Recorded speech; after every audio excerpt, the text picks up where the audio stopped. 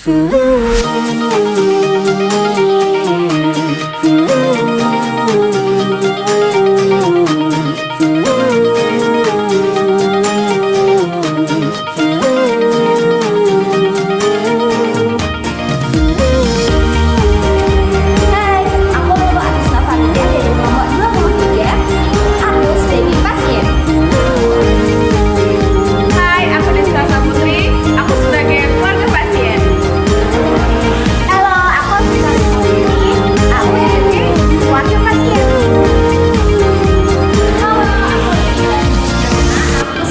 perawat.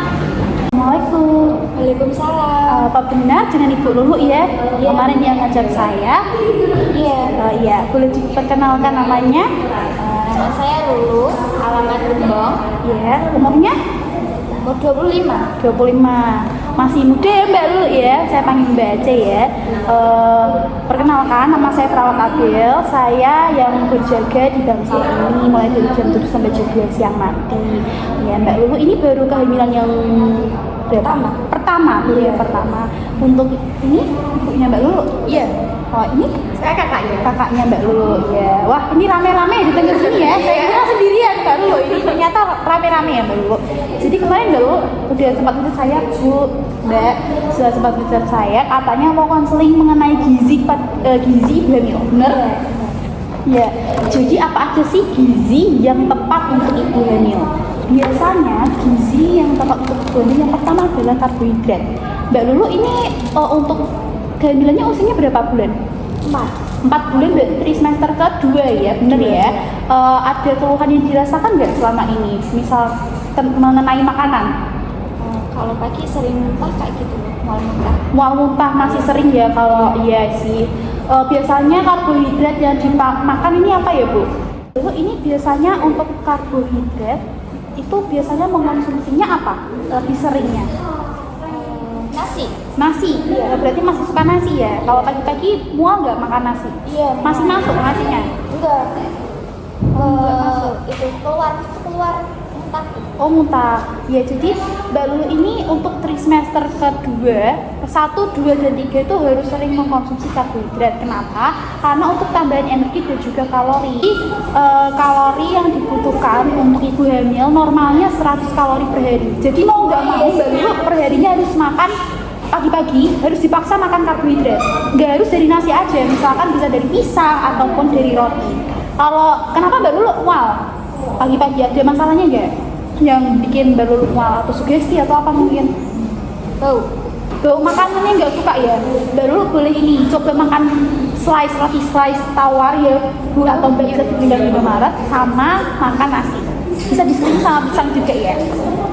Yang kedua ada protein. Protein ini bagus banget buat ibu hamil, kacang-kacangan. Biasanya ada, kalau orang tua dulu kan ibunya makan kacang-kacangan supaya rambutnya tumbuhnya banyak janinnya. Itu memang benar karena untuk pertumbuhan dan perkembangan janin. Nih si proteinnya bisa didapatkan dari mana aja, dari kacang-kacangan, tempe, tahu, susu kedelai itu bisa. Buat ibu hamilnya juga ini bagus banget untuk membentuk plasenta. Ya. Terus yang ketiga ada lemak. Lemak ini bisa didapatkan melalui kacang-kacangan maupun alpukat. Suka alpukat ya? Suka alhamdulillah ya. Bisa dicemilin itu alpukatnya ya. Terus ada zat besi juga penting banget buat ibu hamil, biasanya didapatkan dari daging-dagingan. Oh iya, perlu diingat untuk daging-dagingan harus masaknya matang, nggak boleh setengah matang ataupun 3/4 matang ataupun 78 matang, nggak boleh, harus sempurna masaknya matang ya Bu ya. Biasanya suka makan telur nggak? Ya suka dia. Telur itu harus nggak boleh setengah matang ya, harus matang, bener-bener kuningnya atau putihnya harus bener-bener matang. Kenapa nggak boleh setengah matang? Karena janin yang ada di perut ibu itu masih rentan terhadap bakteri. Untuk menanggulangi atau mengurangi terjadinya keguguran, kita harus bisa ini ya, mengontrol diri kita sendiri untuk tidak mengkonsumsi makanan yang tidak matang. Tuh sekarang ibunya masak siapa ini? Saya. Oh masih ibunya ya? Ya masih ibunya, nggak apa-apa kan masih kehamilan pertama ya Bu ya. Masih ini kan hamil harus harus dibagi-bagi tugasnya, tidak hanya ibunya sendiri yang menanggung semua bebannya, tapi yang masa ini, yang nyuci nanti bapaknya atau ini bantu-bantu. Karena ibu ini memang agak manja sedikit, nggak apa-apa ya Bu ya, biar nanti waktu melahirkan tidak terjadi baby blues. Terus yang kelima ada vitamin. Vitamin itu tidak hanya vitamin A, tapi ada vitamin D, vitamin E, dan vitamin C juga. Dari buah-buahan, dari sayur-sayuran, wortel, bayam, mentimun, tomat, jeruk itu juga bagus banget ya. Terus ada kalsium. Mengkonsumsi susu ibu hamil? Iya, mengkonsumsi ya. Atau susu biasa juga nggak apa-apa. Asalkan tadi diolahnya secara benar. Jangan terlalu dingin kalau minum. Ya, hangat juga nggak apa-apa. Nanti biasanya kenapa nggak yang dingin ataupun yang normal gitu, karena biasanya cepet enak kalau ibu hamil itu ya.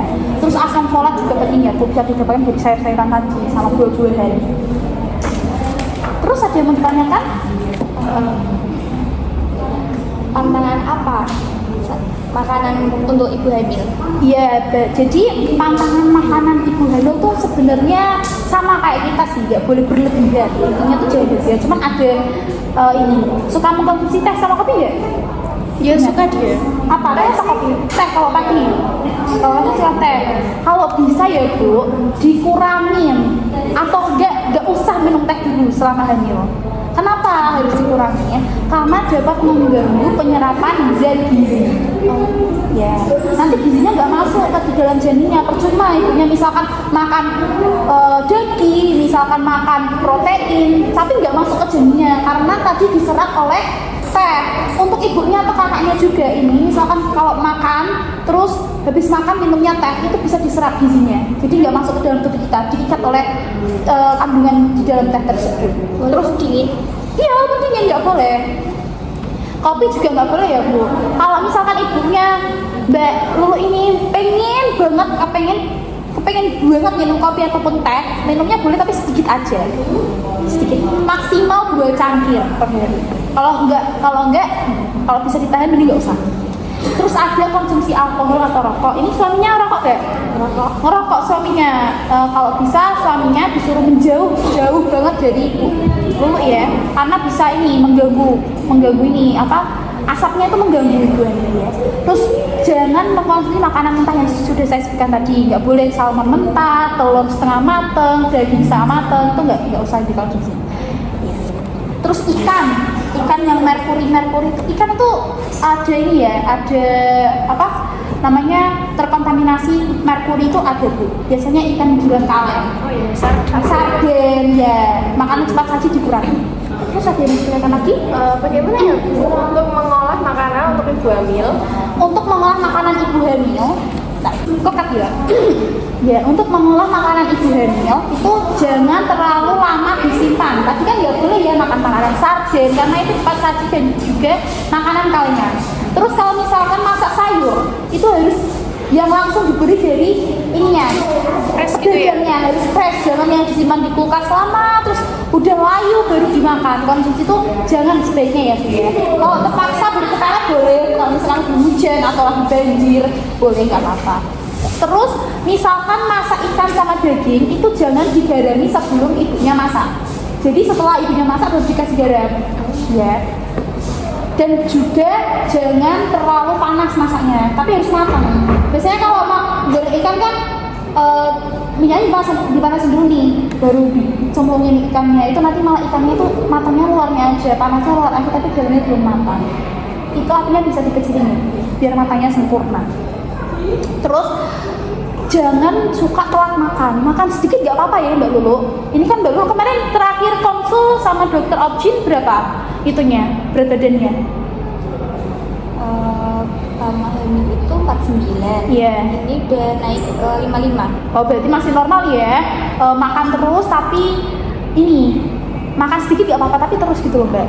Jadi biar ada asupan ke dalam janinnya. Tentunya makannya harus yang sehat-sehat, jangan makan seblak, jangan makan itu ya. Jangan makan micin-micinan, makannya buah aja untuk cemilannya atau enggak kacang. Baik, tadi sudah saya jelaskan apa aja yang menjadi gizi yang baik maupun pantangan-pantangan makanan. Apakah sudah paham dari Lulu atau keluarga? Boleh diulangi dari bulunya sendiri, mungkin pantangan yang dilarang dimakan oleh Ibu Emil. Makan setengah matang, Ya, terus rokok, ya, alkohol, ya. Makanan kaleng ya, jangan ya. Ya. Ibunya juga kalau masak harus memperhatikan gizi ya Bu ya. Iya. Ya. Apakah ada yang bertanyakan lagi? sudah Cukup. Nanti kalau misalkan baru ada keluar boleh chat saya ataupun ketemu saya lagi.